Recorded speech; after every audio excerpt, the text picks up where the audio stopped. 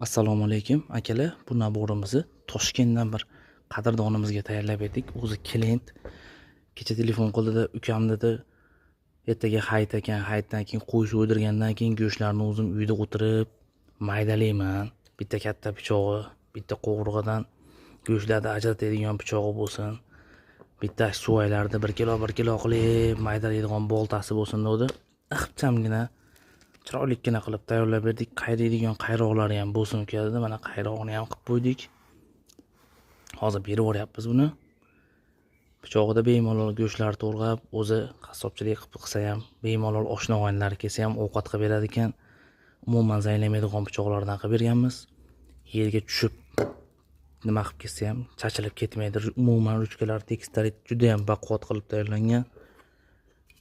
Boltasiga ham bitta baho berib qo'yasizlar, juda ham o'tkir qilib, ruchkalarni ham chiroyli qilib, gullarni o'yib zo'r qilib berdik. Ixchamgina nabor bo'ldi.